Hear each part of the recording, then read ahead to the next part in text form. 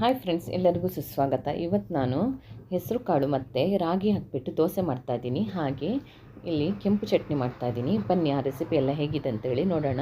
ನಾನಿಲ್ಲಿ ಅರ್ಧ ಕಪ್ನಷ್ಟು ರಾಗಿ, ಹಾಗೆ ಅರ್ಧ ಕಪ್ನಷ್ಟು ಹೆಸರು ಕಾಳು, 1 ಟೀ ಸ್ಪೂನ್ನಷ್ಟು ಮೆಂತ್ಯ ಕಾಳು ಹಾಕ್ಕೊಂಡಿದ್ದೀನಿ. ಇದನ್ನು ನಾನು ರಾತ್ರಿ ನೆನೆಸಿಡ್ತಾ ಇದ್ದೀನಿ. ಇದು ಮುಳುಗೋಷ್ಟು ನೀರು ಹಾಕ್ಬಿಟ್ಟು ನೆನೆಸಿಟ್ಟೋಣ. ಬೆಳಿಗ್ಗೆ ಅಷ್ಟೊತ್ತಿಗೆ ಎಲ್ಲ ಚೆನ್ನಾಗಿ ನೆಂದಿರುತ್ತೆ.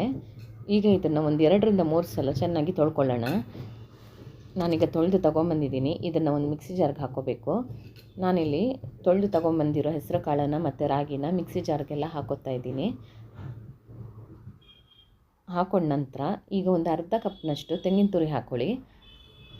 ಹಾಗೆ ಒಂದು 3 ಹಸಿಮೆಣಸಿನ್ಕಾಯಿ ಹಾಕ್ಕೊಳ್ಳೋಣ.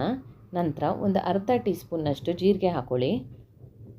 ಈಗ ಇದಕ್ಕೆ ರುಚಿಗೆ ಬೇಕಾದಷ್ಟು ಉಪ್ಪು ಹಾಕ್ಕೊಂಡು ರುಬ್ಬೋದಕ್ಕೆ ಸ್ವಲ್ಪ ನೀರು ಹಾಕ್ಕೊಂಡು ಇದನ್ನು ನುಣ್ಣಗೆ ರುಬ್ಕೊಂಬರೋಣ.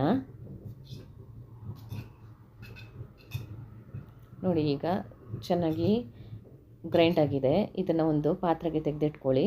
ಈಗ ಒಂದು ಮಿಕ್ಸಿ ಜಾರ್ಗೆ ಸ್ವಲ್ಪ ನೀರು ಹಾಕ್ಕೊಂಡು ಅದನ್ನು ಇದೇ ಹಿಟ್ಟಿಗೆ ಹಾಕೋತಾ ಇದ್ದೀನಿ. ಹಾಕ್ಕೊಂಡು ಚೆನ್ನಾಗಿ ಒಂದು ಸಲ ಮಿಕ್ಸ್ ಮಾಡ್ಕೊಳ್ಳಿ.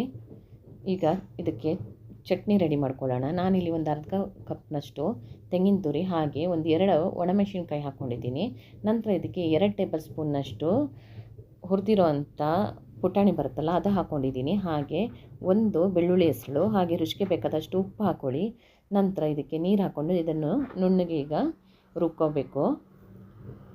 ಈಗ ಮಿಕ್ಸಿ ಜಾರ್ಗೆ ಸ್ವಲ್ಪ ನೀರು ಹಾಕ್ಕೊಂಡು ನಾನು ಇದಕ್ಕೆ ಚಟ್ನಿಗೆ ಹಾಕ್ಕೊಂಡಿದ್ದೀನಿ. ಈಗ ಇದಕ್ಕೊಂದು ಒಗ್ಗರಣೆ ರೆಡಿ ಮಾಡ್ಕೊಳ್ಳೋಣ. ಒಗ್ಗರಣೆ ರೆಡಿ ಮಾಡ್ಕೊಳ್ಳೋದಕ್ಕೆ 1 ಸ್ಪೂನ್ನಷ್ಟು ಎಣ್ಣೆ ಹಾಕ್ಕೊಂಡು ಅದಕ್ಕೆ 1 ಟೀ ಸ್ಪೂನ್ನಷ್ಟು ಉದ್ದಿನಬೇಳೆ, ಹಾಗೆ ಸ್ವಲ್ಪ ಸಾಸಿವೆ ಹಾಕ್ಕೊಳ್ಳಿ. ಸಾಸಿವೆ ಮತ್ತು ಉದ್ದಿನಬೇಳೆ ಚೆನ್ನಾಗಿ ಫ್ರೈ ಆದ ನಂತರ ಇದಕ್ಕೆ ಸ್ವಲ್ಪ ಕರಿಬೇವು ಹಾಕ್ಕೊಂಡು ಗ್ಯಾಸ್ ಆಫ್ ಮಾಡ್ಕೊಳ್ಳೋಣ. ನಾನೀಗ ಈ ಒಗ್ಗರಣೆ ಮಾಡಿರೋದನ್ನು ಚಟ್ನಿಗೆ ಹಾಕ್ಕೊಂಡು ಮಿಕ್ಸ್ ಮಾಡ್ಕೊಳ್ತಾ ಇದ್ದೀನಿ. ನಂತರ ಈಗ ಒಂದು ದೋಸೆ ರೆಡಿ ಮಾಡ್ಕೊಳ್ಳೋಣ. ನಾನು ಕಾವಲಿ ಬಿಸಿಗಿಟ್ಟಿದ್ದೆ, ಅದಕ್ಕೆ ಸ್ವಲ್ಪ ನೀರು ಹಾಕಿಬಿಟ್ಟು ಚೆನ್ನಾಗಿ ಒರೆಸ್ಕೊಳ್ಳಿ. ನಂತರ ಇದಕ್ಕೆ 1 ಸೌಟಷ್ಟು ಹಿಟ್ಟು ಹಾಕ್ಕೊಂಡು ಚೆನ್ನಾಗಿ ತೆಳುವಾಗಿ ದೋಸೆ ಮಾಡ್ಕೋಬೇಕು. ಈಗ ನಾನು ಇದರ ಮೇಲೆ 1 ಸ್ಪೂನ್ನಷ್ಟು ಎಣ್ಣೆ ಹಾಕೋತಾ ಇದ್ದೀನಿ. ಈಗ ಒಂದು ಮುಚ್ಚಳ ಮುಚ್ಚಿ ಒಂದು 2ರಿಂದ 3 ನಿಮಿಷ ಇದನ್ನು ಚೆನ್ನಾಗಿ ಬೇಯಿಸ್ಕೊಳ್ಳೋಣ. ಇದು ರೋಸ್ಟ್ ಆಗಬೇಕು, ಅಲ್ಲಿವರೆಗೂ ಬೇಯಿಸ್ಕೊಳ್ಳಿ. ನಾನು ಇದನ್ನು 2 ಬದಿ ಇದನ್ನು ಕಾಯಿಸ್ಕೊತಾ ಇದ್ದೀನಿ. ಒಂದು ಸೈಡ್ ಫುಲ್ಲು ಕಲರ್ ಚೇಂಜ್ ಆದಮೇಲೆ ಇದನ್ನು ತಿರುಗಿಸಿ ಹಾಕ್ಕೊಳ್ಳೋಣ. ನಂತರ 1 ನಿಮಿಷ ಬಿಸಿ ಮಾಡಿದ್ರೆ ಸಾಕು, ಚೆನ್ನಾಗಿ 2 ಬದಿ ಫ್ರೈ ಆಗುತ್ತೆ. ನೋಡಿ, ಈಗ ದೋಸೆ ರೆಡಿಯಾಗಿದೆ.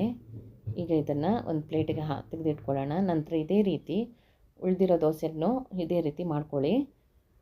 ನಾನೀಗ ತೆಂಗಿನಕಾಯಿ ಚಟ್ನಿ ಇದ್ರ ಜೊತೆ ಸರ್ವ್ ಮಾಡಿದ್ದೀನಿ. ಈ ರೆಸಿಪಿ ನಿಮಗೆಲ್ಲ ಇಷ್ಟ ಆಗಿದ್ದರೆ ಈಗಲೇ ಒಂದು ಲೈಕ್ ಮಾಡಿ, ಶೇರ್ ಮಾಡಿ, ಹಾಗೆ ನಮ್ಮ ಚಾನಲ್ನ ಸಬ್ಸ್ಕ್ರೈಬ್ ಮಾಡಿ. Thank you for watching.